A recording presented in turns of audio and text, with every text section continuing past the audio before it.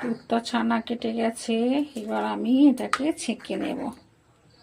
জল দিয়ে ভালো করে ফোলানোটা খুলে নিলাম ছানাটা। এবার আমি এতে করে মধ্যে ঢেলে নিলাম।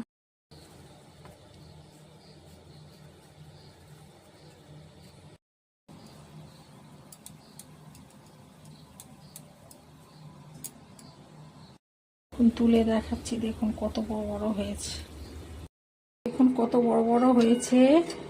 এইগুলো আমি রসটা করে রেখেছিলাম আগে, নতুন গুড়ের এই রসটা, নলেন গুড়ের রসটা করে রেখে দিয়েছিলাম। এর মধ্যে এবার রসগোল্লাগুলোকে একটা একটা করে দেব।